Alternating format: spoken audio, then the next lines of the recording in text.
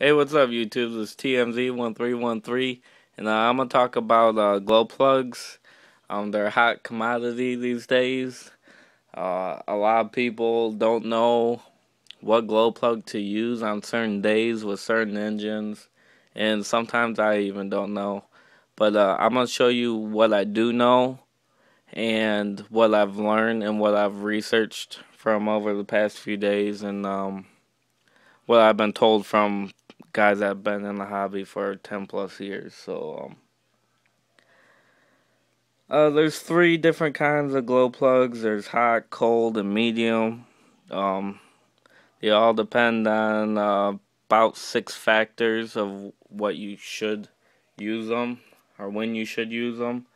Um, Here's a few tips that I've gotten offline because I don't know that much, but I do know a certain amount. But you should always buy quality plugs. The cheap ones, they don't last very long, and you're just not getting your money's worth. You might as well pay the extra $2 and get the $6 ones for three of them or whatever it may be. It's going to be better for you in the long run. You should always store your plugs in a cool, dry place, away from moisture, just like fuel. Glow plugs like to attract moisture, and moisture will destroy the glow plug. So make sure you keep them in a cool, dry place, not in the air or anything like that. Never touch a little filament that's inside. It could cause it to break. Man, my camera. There we go. A little. Never touch that inside. It could damage it, so just keep your fingers away from it. Never over tightening. Never over tighten your glow plug. It just needs to be snugged. A lot of people you see that they just like tighten it so hard where they can't even get it off barely. You don't want to do that. You could ruin the threads on your engine block and stuff like that. So just make sure it's snug. I'm sure we all know how a glow plug works, or at least I hope you guys do. It's just like a diesel engine. It uses compression, which creates heat, and that heat generated uh, glows the filament inside and keeps the glow plug hot and keeps your fuel to air mixture igniting. Um,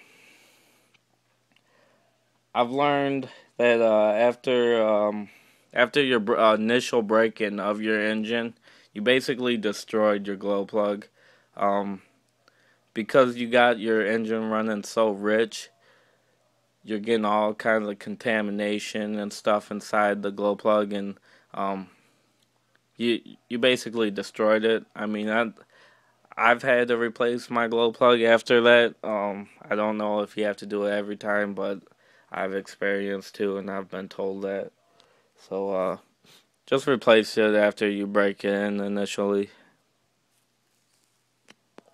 and you want to do that because the wrong glow plug or a crappy glow plug could ruin your engine slowly. And I'm not saying right away, but over time it will destroy your engine. So make sure that you always got a nice, good glow plug in there.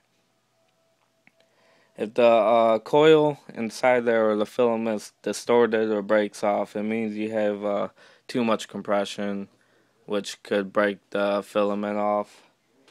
Um, so you know you're running too lean if that ever happens, which it shouldn't because you're running really lean if that filament breaks inside the engine, but it can happen. So if you ever notice that, you're running way too lean, so watch out for that. Uh, there's a few rules of choosing the right glow plug. Now this is a big commodity over here because a lot of people have different opinions, and this is what I've gotten over the few years and some research. The biggest factor is engine size. The bigger the engine, the colder the plug. Smaller the engine, the hotter the plug. That's basically your main thing. So you want a hot plug for a .12, a .15, a .18. For a .21, you want a medium plug, and anything over 21, you want a cold plug. And you also want to take into consideration the nitro fuel percentage. The higher percentage, you want a cold plug. The lower the percentage, which ranges anywhere from 15% to, I think it's like 21 or 22%, you want a hot plug. Also, I've heard the temperature of the day depends on what kind of plug you should use, but I've heard that it's not that big of a deal. But just to take in consideration that on a hot day you want a cold plug and a hot plug on a cold day. You also want to take in consideration of what terrain that you're on. If you're on the road, or if you got a lot of twists and turns, you want a hot plug. Or if you're just going on a straightaway where you're getting high RPM, you want a cold plug. Cold plugs are good for performance-wise, but they're not good for your idling or tuning because it makes it very hard. Right now in my Savage over here, I have a cold plug in it. I run 33% nitro. I know a lot of people might say that's a little high, but I got the right shims for it, so don't be talking shit now. What else is there? Which I said before, a rich engine, it means your glow element is being exposed to more contamination than necessary, which shortens the life. So get it tuned right. Or if it's too lean, it can cause a glow plug to burn up. So make sure you got it tuned right. I don't really know that much about medium plugs. I just know, like, I don't, I have no idea about medium plugs. Let's just say it that way. But I do know about hot and cold plugs. Hot plugs, it promotes better idling and acceleration, but your performance wise isn't really that great.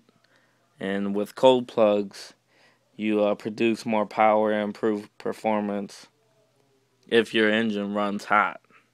Now, if it runs cold, then you kind of want a hot plug.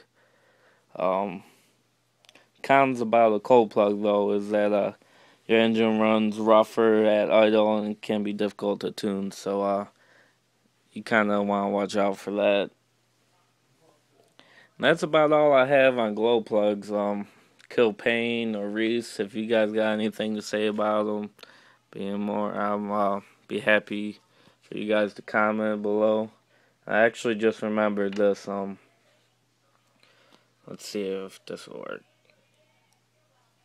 As you can tell, these two both been used, and you could tell which one's been leaned out more in the engine than the other. The one to the right, this one, that basically means that I was pretty rich there, and on the left hand side it was pretty lean. Oh yeah, get into this too. I'm sorry, I totally forgot about this.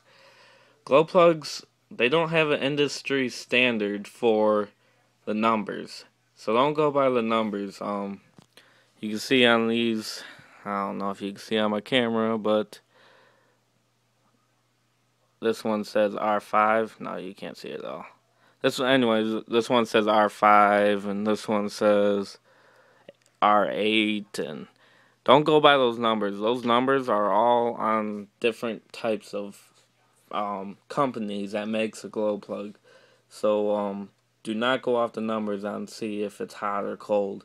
The best thing to do is keep your glow plug in your original package, so you know if it's hot or cold or any of that. Because you can't go off by numbers.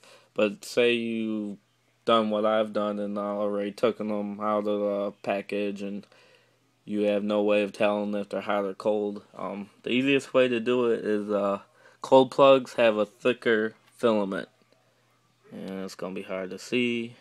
Of course, it's gonna be a thicker filament if it's cold, and if it's a hot plug, it's gonna have a very thin filament. So just try to look at that to see if you could tell if it's hot or cold. If not, get some new ones and try to label them.